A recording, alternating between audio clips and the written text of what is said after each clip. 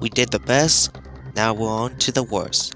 To be honest, making this list was kind of easy and tricky at the same time, because deciding which one of the bosses in the series is the worst was kind of the hard part. I know which ones are the worst from my experience, but when it came down to a few of the others, yeah, it was the hard part, especially picking it from some of the few games in the series. It does make it easy for the best ones to stand out, especially, but for the worst ones, yeah. So there's not going to be the one game per rule franchise, and these are the bosses in my opinion that I consider to be the worst in terms of being a slog, being annoying, really tedious and repetitive, or just straight up a joke. I'll be sure to include ones that actually deserve to be called the worst. Believe me, this is going to be an interesting list to go through.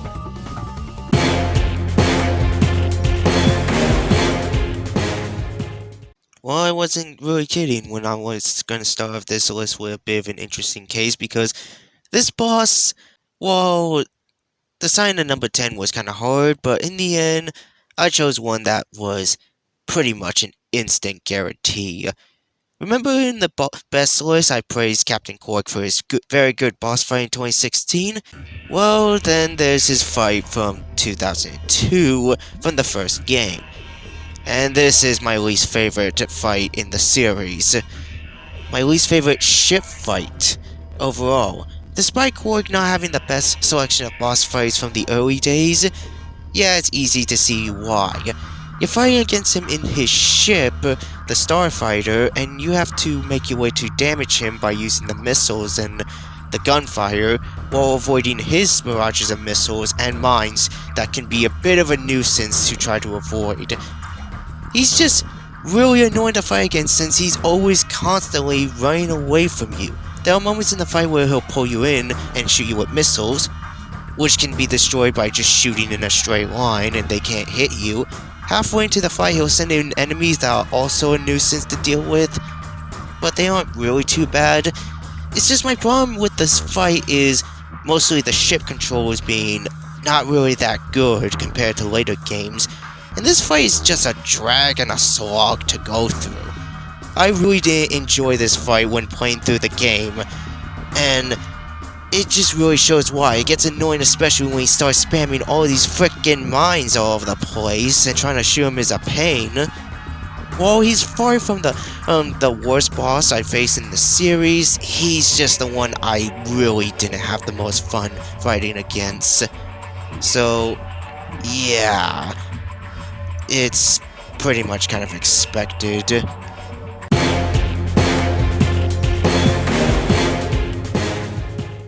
While Cork was done more justice in 2016, I wish I could say the same about Dr. Nefarious. Considering my best list and how much I praised the Mac Doctor for his amazing boss fights from A Crack in Time and Up Your Arsenal, sadly, 2016 gave us the biggest disappointment against the Mac Doctor, since I'm not really a huge fan of his role in the game. And I'll appreciate the game for actually giving us a good proper fight, unlike in the movie where it wasn't anything too noteworthy. But even then, the fight against him just exists. This is the final boss, and yet we're starting off with a boring grail grinding segment, which is just kinda there. And then there's the actual boss fight, where Nefarious will shoot projectiles and use the proton spinner. He will even send out mines that will suck you in if you get close onto the platforms, and these projectiles. The biggest problem with the fight is it's just really there. He's not that hard to deal with, he's really easy to handle, the music is boring and forgettable, and overall it just felt so underwhelming, especially since this was supposedly to be the Mad Doctor's final debut to the series, at least until Rift Apart came out, and yet he goes out with a boss fight that's just really nothing, especially with the arsenal of weapons that you have, can easily turn him into a joke. Not even the regenerating health segments made this fight any more challenging. I had more struggles with the frickin' warbots attacking me rather than Nefarious himself. So overall, this fight could have been higher on the list, but as it stands, it's a final boss I just really couldn't care for. Damn shame too, they really didn't do the Mad Doctor justice in this game.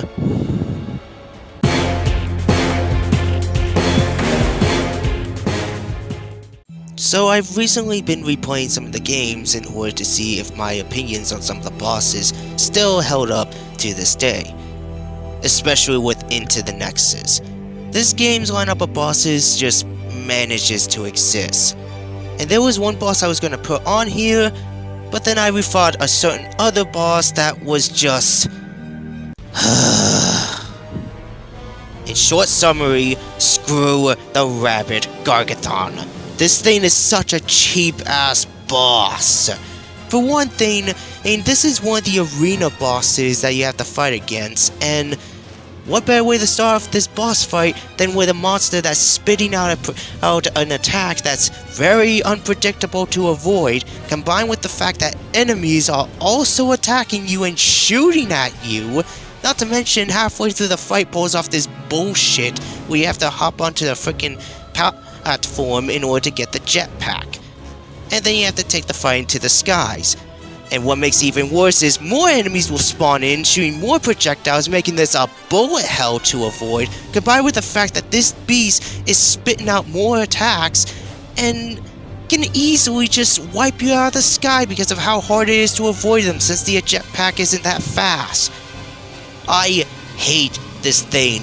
This is a cheap-ass stupid fight. You wanna know how much I hate this thing? I wanna rip this thing's eyes out and shove them up my ass so I can get a good look at itself. Shit. So yeah, Into the Nexus may have a best boss, but this blows.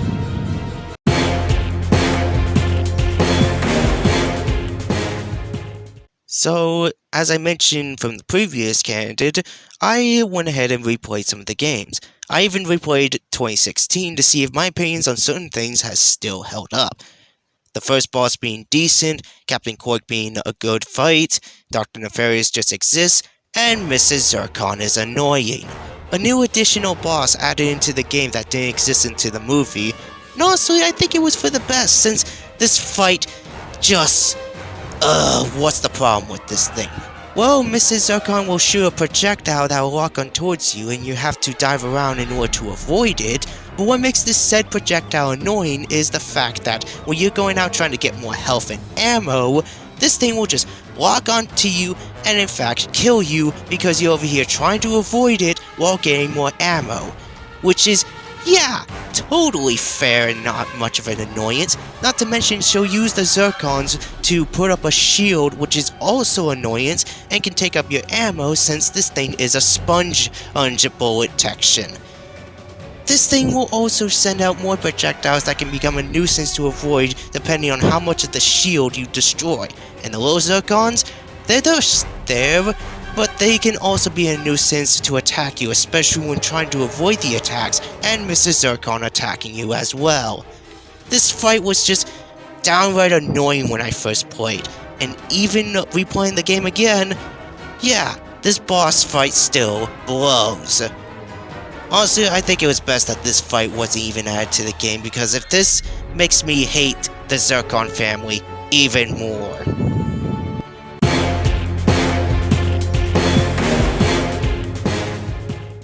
Alright, that'll be the last time I'll be talking about the newer games, 2016 and Into the Nexus, I guarantee you.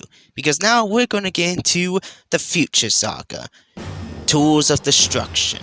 The boss lineup in this game is pretty solid for what it is, although the fights against Captain Slag and Tachyon are the only good fights, the arena bosses are just mildly okay. And then there's the Keru Guardian.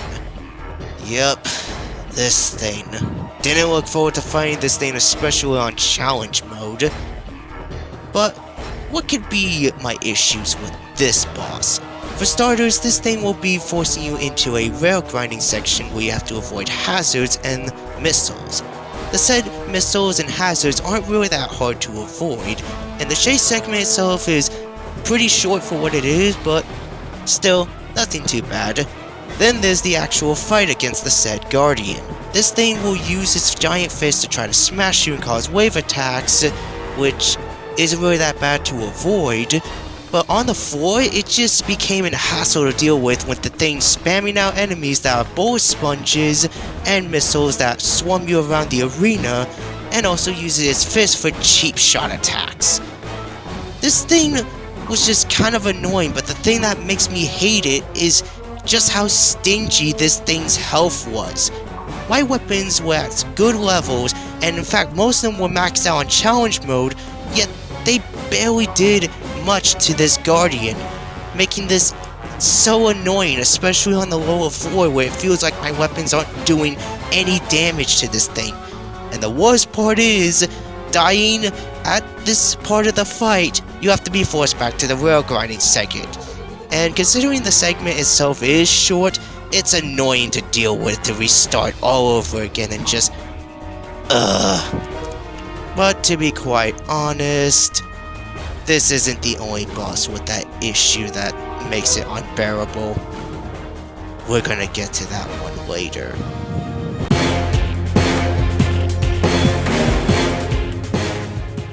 So, during my best list, for those of you that saw all this series for the first time, may be wondering why I consider Ratchet and Clank 2 to have the worst lineup of bosses in the series. Well, there is one boss that is a perfect example of why this game has it. And it happened to be the biggest letdown in the frickin' game. After going through a very good and enjoyable final level, the game had to blow it with the final boss fight against the mutant Protopet. Yep, this mutated thing is on a rampage and ready to attack you. So, we're going to go over the problems of the boss fight in a little bit, because this thing will try to roll towards you, send out little Protopets to attack you, and eat the ammo so it can use it as its own attacks by sending out weapons and kinda cool stuff to do.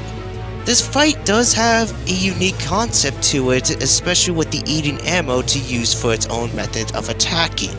So, yeah, I'll give it props for that. But what's the problem with this fight? It's way too freaking easy! This is the game's final boss, and yet it's a massive joke. Due to Going Commando having an extremely powerful lineup of weapons and arsenal you have, you can turn this thing into a total joke. Not to mention, there is a glitch where you can get stuck and use the Sheepinator to kill it instantly. Yep, that's how much of a joke this fight is. The enemies pose more of an annoyance, and whenever it brings out the little Protopets, it'll just sit in the back doing absolutely nothing.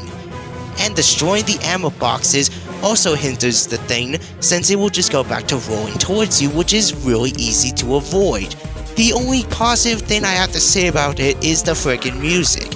But even then, this final fight was so underwhelming.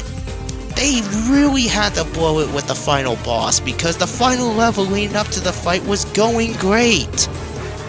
But sadly, there is one more other issue that also makes this the worst final boss. And that is of course mentioned in the wiki. Apparently, mentioned by the developers, they had to make this fight pretty easy because everyone complained about how hard Chairman Drek was, and he was considered to be the worst. They didn't have to make the final boss in the sequel that too easy. Drek wasn't even that hard. Fanbase aces these days, am I right? Insomniac, why did you listen?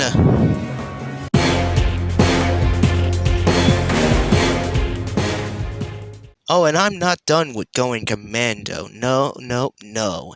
Because as underwhelming as the mutant Protopet is, and some of you might wonder I should have put the fight higher, there is actually another boss from this game that further proves why Going Commando's lineup is the worst.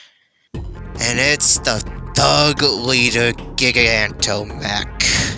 In my opinion, the Thug Leader, while a pretty cool and funny side villain for his clumsiness, has easily the weakest boss fights for a side villain I've seen in the series. His first fight just manages to exist, his second fight is really annoying, and then there's this final fight against this giant-ass Giganto robot mech.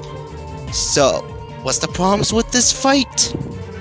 Well, remember in the previous segment I complained about Chem and Drek? As a small mention, the only complaint I had about the fight is that he was kinda tedious, but he wasn't so bad. This thing is even more tedious than Drek. All you have to do in this freaking fight is try to shoot the thing by using the stupid turrets. But the turrets barely do chip damage to this giant freaking robot, especially when you have to deal with the hazards that he's shooting at you. Not to mention, the robot itself will charge towards you and destroy the turrets, making it even more of a hassle as you go to find another one. You can try to damage the robot itself, but this thing has so much freaking health. Not even the mutant protopet had that much. So, what gives with this guy? He felt more like the final boss than the actual final boss. But it ain't saying a lot when trying to fight him on foot is a pain in the ass because of his freaking projectile spams is also an annoyance, and this fight is just downright tedious and frustrating. It is not fun to fight this thing, especially when you're trying to find ammo, because during challenge mode, I had to use up nearly my entire arsenal just to kill this thing. Yeah, it's that tedious. And dying is also a detriment since there's no freaking vendors to purchase more ammo. So you're gonna have to rely on the turrets, and by the way, they do very little to damage this thing. So yeah, this fight blows. If the Thug Leader ever shows up in the series again, I want a better boss fight out of him because this was not a good way to conclude this side villain.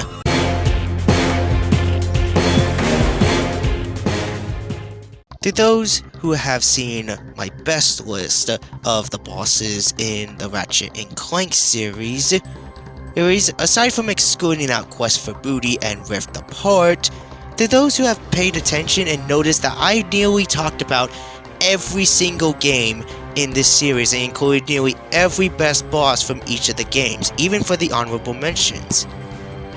All except for one freaking game. One that I consider to be the absolute worst. And it's Full Frontal Assault. Say hello to... Ladies and gentlemen, all the way from the Solana Galaxy, the greatest criminal mastermind / blogger ever to exist, Stuart Zirgo, the only boss in this game. Final bosses in most games that tend to be the only boss in the game come to either be very good or not so good. Stuart Zirgo happens to be the second worst final boss in the series. After going through a very underwhelming final level, you get greeted with a boss fight that's so uninspiring. He brings out his Cork mech suit, and his only methods of attacking you is blaster shots and rocket fist. That's it. That's all he does in this fight. Oh, and the other things that he do, like bring out a shield to make himself even more spongy, and activate bombs around the arena. And you have to disarm the said bombs, because the bombs themselves are the only way you can lose. If Stuart Zirgo even kills you, the fight will just continue on since death isn't even a huge penalty in this game. So in short summary, you can't lose to this fight unless the bombs go off. But why would you let them? Not to mention, this guy sucks at fighting. He misses all of his projectile shots, he spends most of the fight taunting and doing absolutely nothing, and he's one of those bosses that never ever shuts up. He's so freaking annoying. Not even the second phase was interesting. Oh wow, look, barrages of missiles. Not like I've seen other final bosses that actually do this attack, but so much better. This guy is a load of nothingness. Even the music is boring. It's one of the worst final boss themes in the entire series. And beating him wasn't even satisfying, because the ending, as I mentioned in the worst finales list, was utter shit. Yeah, this whole fight blows. This final boss wasn't even worth the hassle of going through such a short and terrible game. Take my advice, use this fight as an example to not play Full Frontal Assault. Zirgo isn't even worth your time.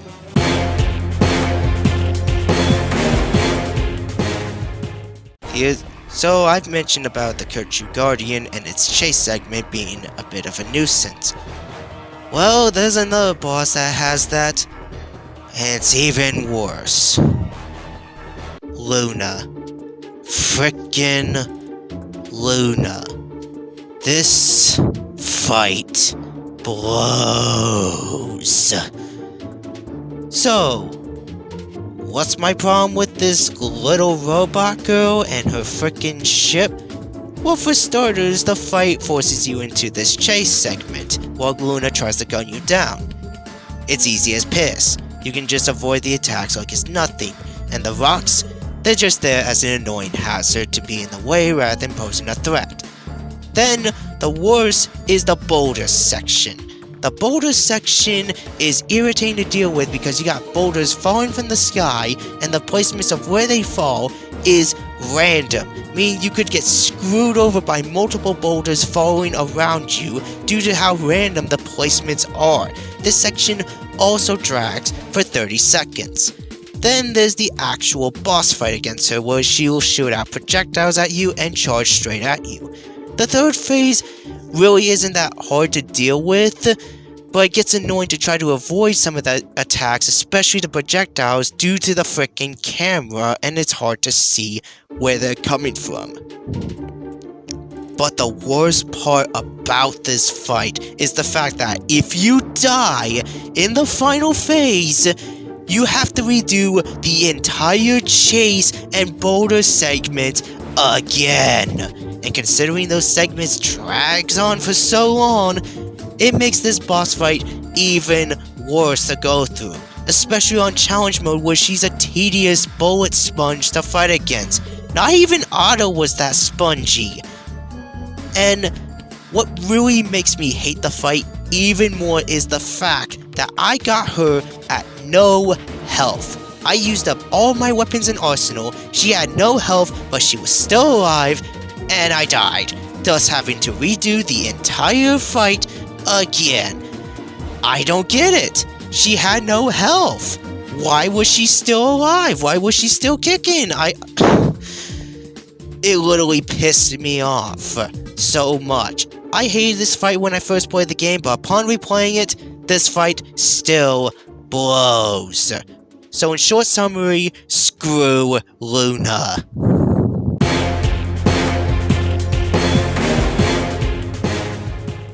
Oh boy. The number one worst. I've been waiting to rant about this fight for a long time. This boss was a pain. It was tedious, repetitive, annoying, and just downright hell to fight against. And no, it's not Chairman Drek, because the only negative thing about him is that he was tedious, but aside from that, he took me 10 minutes to beat. He wasn't even that hard. I don't know why people say he's the worst. But even then, he comes close to nowhere near levels of bullshit as this boss, because it was hell to fight against again, it was hell to deal with, and ladies and gentlemen, Clank from Challenge Mode from Secret Agent Clank is ready to welcome you to Purgatory. They really made him the worst. They went full out with him in Challenge Mode. But before we go into that, let's talk about his fight from Normal Mode. It's actually pretty decent. The fight from Normal Mode isn't really that bad. Use some of your weapons to deal with the said goons, avoid their attacks, deal with a bunch of QTEs. Pretty short fight. Lasts about 7 minutes to handle. So overall, nothing too bad. But then there's challenge mode where they give him so much frickin' health. He has more health than Drek. How is this little robot have this much frickin' health? And that's not to mention the goons. The Kingpin wasn't so bad to deal with, but due to the tornadoes and avoiding the fire waves is annoying as all hell. Robot Nefarious. Sure, the triangle attack isn't so bad, same with the projectiles, but it gets annoying to avoid them, especially when he litters them around the arena. And Robot Ratchet that sends out the Ancients of Doom, which aren't really that bad to handle. But then there's that frickin' sniper mine where it creates this aura wave that is near unavoidable if you get trapped in a corner. So you better hope he doesn't shoot in the corner or else you get screwed. And that's not to mention the other issue with the fight being so tedious. The weapons and ammo system. Most of the weapons in the game aren't even that good, and the ammo you get from the boxes barely are enough to help you. So you have to use the PDA, which means you have to grind for bolts in order to have enough to store up for ammo. But the worst part about the fight is the fact that if you die, no matter where you're at, you have to redo all over again. And all the bolts you wasted on the PDA during your first roundabout, that's wasted down the drain, flushed down the toilet, meaning you have to leave the boss fight, go to farm for more bolts in order to have another chance to fight this boss. What the hell, dude? Sure, some of you may argue that other final bosses also get a bunch of health during challenge mode, but here's the catch. Not only is Clank so clunky to control in this frickin' game, but with the other games, you had arsenal of weapons that actually helped you, and you had a chance to stand against these bosses. You even can purchase the Rhino to make some of the fights more easier than they needed to be. Sure, you might argue about Otto, but Otto wasn't even that bad. He wasn't even that hard to deal with. He's pretty easy to handle even on challenge mode. The other final bosses get a pass because you had better arsenal and better controlling to handle them. Clank has none of that. And that's not to mention the freaking QTEs get so repetitive to do, especially since they don't even last that long. This fight is so painful. It took me 6 hours just to beat this boss. 6 hours on challenge mode just in order to beat him. It wasn't even worth all of the hassle to go through. So long story short, just end your playthrough with normal mode, because don't be a fool and play this fight on challenge mode. Like me.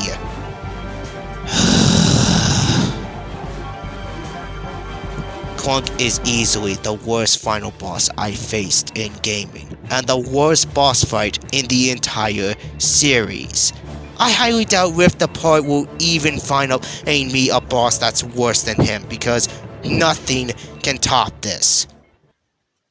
Also, it's just come to my notice that 2 of the worst bosses I face are both from high-impact games. That's saying a lot. Yeah, Insomniac, why did you trust these guys to make these 2 games?